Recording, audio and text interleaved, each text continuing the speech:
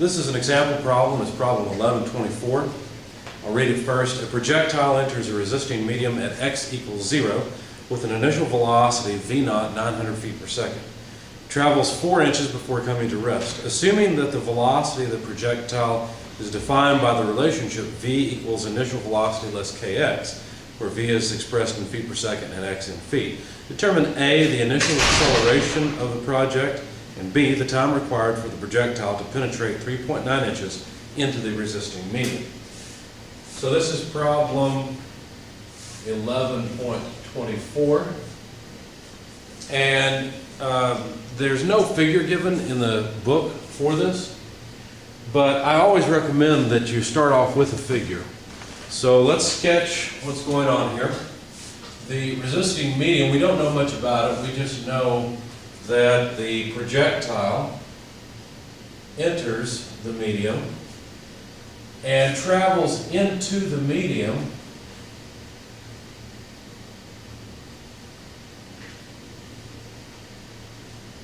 we put a coordinate system here beginning at the point where the projectile enters the medium. The projectile ultimately travels to position x final, or position final is 4 inches. Now, while the projectile is moving through the resisting medium, the velocity changes as a function of position. So the velocity along this path, v, is initial velocity less kx. So the bigger that x becomes, in other words, the farther that the projectile moves into the medium, the slower the projectile goes, which makes sense. Now we're given some information. We are given that the initial velocity is 900 feet per second. And we're supposed to find the initial acceleration. In other words, what's the acceleration of this projectile immediately when it enters the medium? And also, part B essentially, is how much time does it take for the projectile to reach a position x equal to 3.9 inches. So just before the 4 inches, how much time does it take for the projectile to reach that point? All right, so here's the solution. For part A, we know that the final velocity is 0, and that's at x equal 4 inches. We also know that the final velocity can be written in equation form as v naught less kx final. Okay, now what I'm doing here is I'm taking an equation that describes the motion of the particle along this entire path and applying it to one particular point. The particular point I'm applying it to is this final position at xf. Because at that point, I know that the final velocity is 0. I also know that the initial velocity is 900 feet per second less k. K is the only unknown in the equation at this point. And I know x final is 4 inches. So times 4 inches, but I don't like the mismatch between feet and inches. So I'm going to convert to feet. So there's 1 foot per 12 inches. That way the inches go away. And I have feet per second here, feet here, which would mean that k would have units of inverse seconds. So if I solve for k, then let's just do it this way. 900 feet per second is k multiplied by 1/3 of a foot. And so essentially k is equal to 900 feet per second divided by 1/3 of a foot. And so the feet dimension go away, and k has units of inverse seconds, just as we expected. So the answer is 2,700 inverse seconds for k. All right, now that wasn't what they asked us for, but that helps us with this relationship. It gives us more information about this relationship. In fact, we know the initial velocity that was given, and now we know k. So we have a relationship that relates velocity to x. We've got a relationship of velocity as a function of x. So, how are we going to do this? How are we going to answer these questions? We'd like the initial acceleration. How could we do that? Well, here's the key. Remember that acceleration is the rate of change of velocity with respect to time. So if we could differentiate this equation with respect to time, we would have acceleration. So this is the rate of change of velocity, but velocity by this equation is initial velocity less kx. All right, so let's plug that in. V naught less kx dt. And if you remember anything about calculus, you remember that when you take the derivative of a sum, it's equal to the sum of the derivatives. So we can write this as dv naught dt less dkx dt. Just dividing or separating out the two terms. So, excuse me. Once again, other rules of differentiation. When you differentiate a constant with respect to anything, you get 0. So since the initial velocity is a constant, the first term will go to 0. And if you remember, you may notice that I pulled this negative sign out immediately. That's because it's essentially a constant. It's -1. You can also pull the k out because the k is a constant. So this will simply be less k dx by dt. But dx by dt is just velocity v, so this is just equal to -k v.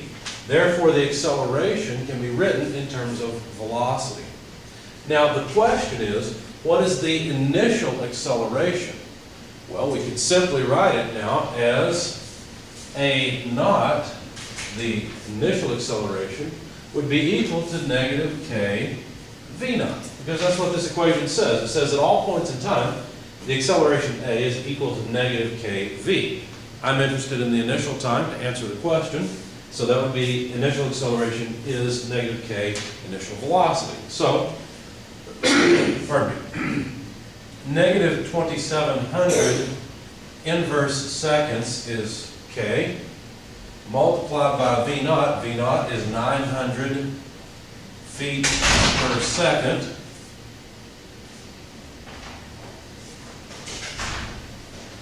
Please don't let that door slam. Okay, so the initial acceleration then, multiplying these out, is 2,430,000 feet per second squared. Okay, so there's the initial acceleration. All right, that's the first part of the question. We have the initial acceleration. Now we need to answer the question, how much time does it take for the projectile to reach 3.9 inches? And that's a separate question. All right, let me erase part A over here. We'll begin work on part B, which is answering this question, how much time does it take? Well, now we need to think about it a little bit differently. We thought about the problem in terms of differentiating velocity with respect to time in order to relate it to acceleration. Now we're interested in relating something that has to do with position. Okay, so if I were to look at this, I realize that velocity is dx by dt, right? And so maybe I could integrate this and come up with a relationship between time, velocity, and position, which would help me out quite a bit. So let's try and see what happens. In fact, you can take this equation and say, well, velocity can be written as v naught less kx. Now, you may not have seen differential equations solved before, but I'm going to show you a solution. I don't expect you to be able to do this, but I do expect you to be able to understand it. So at this point, notice dx by dt is just a ratio. It's just a fraction. So we can move it around any way we want. We can take the fraction and write it this way. dx equals v naught less k x quantity multiplied by dt. We can write it further, and realizing that x appears here and here, other than that, v naught and k are just constants, we can write this as dx divided by v naught less k x equals dt. And what we've done is something called separating out variables. Notice the left-hand side involves only x as a variable. The right-hand side involves only time as a variable. Now don't be thrown off by the dx and the dt. Those are just small amounts. Dx being a small change in x position or coordinate, dt being a small change in time. So at this point now we can integrate both sides. Just like in algebra, when you can divide both sides by the same thing or add or multiply by the same thing, you still have a true equation. You can integrate both sides of the equation and still have an equality. The equality still holds. It gets a little funny though because you have to integrate among limits. So let me show you what I mean.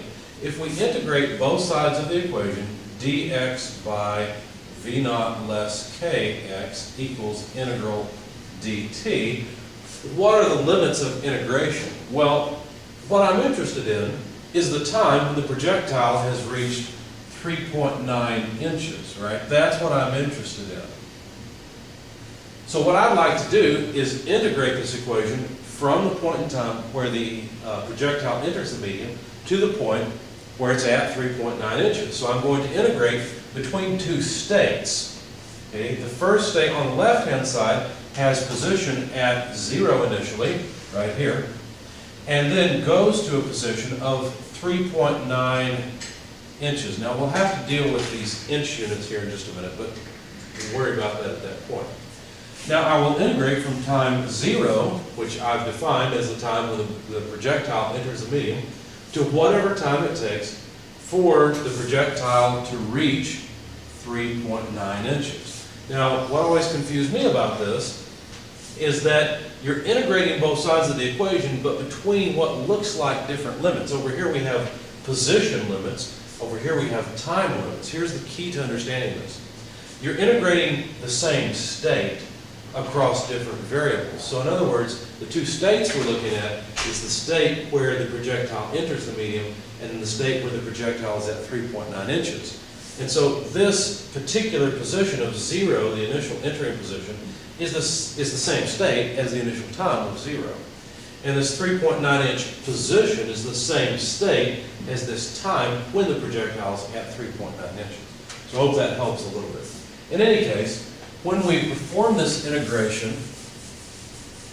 let's see what result we come up with. Now, this may look like kind of a scary integral, but it's actually not too bad because notice v naught and k are just constants. And so this is kind of like a 1 over x dx. And if you remember your calculus, the integral of 1 over x dx is just natural logarithm of x. And this integral of dt, when you integrate the differential of a variable, you just get the variable back. Of course, we have to evaluate that variable between the two limits. So, let's see what this looks like. Now, integrating the left-hand side first, we should get some kind of natural logarithm of the variable. So, here it is. We get negative natural logarithm. I'll show why it's negative in just a minute. V naught less kx divided by k evaluated from the initial x position of 0 to the final x position of 3.9 inches. Now let me show you why this comes out the way it does. Remember, if this is the integral of this, then I should be able to differentiate this and get this back. So let's try it and see what happens. If I want to differentiate this, the negative 1 over k is just a constant, so I can pull it out and leave it alone. Now all I need to do is differentiate the natural logarithm of this term. But when you differentiate the natural logarithm of a term, you just get 1 over that term multiplied by the derivative of the inner function by the chain rule.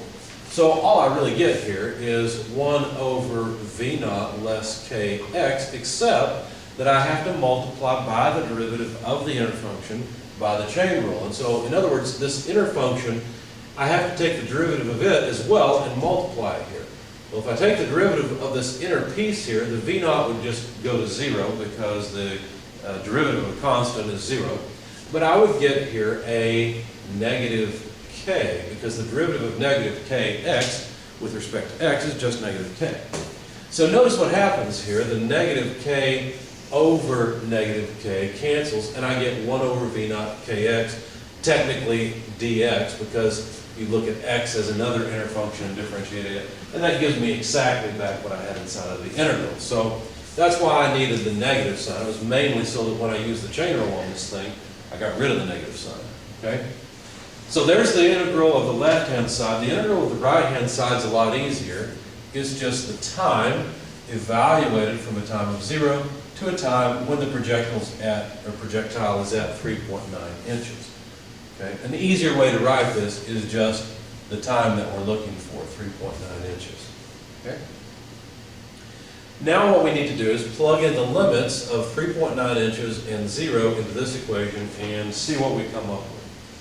So let's try it. Okay, negative natural logarithm V naught less K multiplied by 0, right? Because, multiplied by 3.9 inches, because the 3.9 inches is the upper limit on X. And I'm going to put the units in there so I don't make a mistake. And let's not forget we have to divide by K. Then I have to subtract off this same thing evaluated at the lower limit, so that's negative natural logarithm V naught less K, but the lower limit is just 0. So that's a 0 that goes in, and basically that piece of it goes away, divided by K. All right, now if you remember your rules of logarithms, you can actually combine these together. Let me show you how. This is negative natural logarithm of something, essentially plus the natural logarithm of something. Okay, so you can combine those two. Let's pull the K out first of all. 1 over K multiplied by, let me write this term first, the natural logarithm of V naught less the natural logarithm of V naught less K times 3.9 inches. Okay? Now the reason I'm doing this is because the argument of the natural logarithm function should always be dimensionless. If you look, it looks like V naught's not dimensionless, right? Because V naught has, well, it's 900, but it's feet per second. You can't take the natural logarithm of something that is not dimensionless. It doesn't make sense. So, how do I resolve that? Well, remember the rules of logarithms. When you have two natural logarithms, or even logarithms, where one is subtracted from the other, you can combine those with division. So you basically do like this. Natural logarithm V naught, the positive term goes on top, divided by V naught less K times 3.9 inches. And you can see that the argument of both these, or natural log terms, will have the same dimension. And so, we're essentially taking the natural logarithm of something that is dimensionless because the dimensions cancel. All right, now let's go and plug in the numbers, and leave us not forget we're really working with this equation up here. So finally, this is the time when X is equal to 3.9 inches. Okay, so now let's get into the nitty-gritty and plug in the numbers and see what we've got. So 1 over K, but we calculated K, we erased it here. But K is 2,700 inverse seconds. Then I've got the natural logarithm of V naught, which is 900 feet per second, divided by V naught, 900 feet per second, less K. K is, again, 2,700 inverse seconds. Now we've got a small problem because I've got 3.9 inches as the last bit of this. The problem with that is that this term has feet per second, this term has inches per second. So I need to add a conversion factor, 1 foot per 12 inches. And all that will be equal to the time that it takes for the projectile to reach 3.9 inches. So now the inches go away, I've got feet per second in the numerator and feet per second in all the terms in the denominator, so all the units cancel nicely. Okay, and now I'm taking the natural logarithm of a dimensionless number. And by the way, the units for time will come from this term. And since seconds are in the denominator of the denominator, we'll end up with pardon me, units of seconds for time. Okay, when you do all that work, what you come up with is a time of about 1.366 times 10 to the negative third seconds. So it takes a little more than a millisecond or so for the projectile to move from entering to 3.9 inches. problem you may want to work in order to extend this problem and learn a little bit more is how much time does it take for the projectile to move from 0 to 4 inches? In other words, to come to rest. How much time does that take?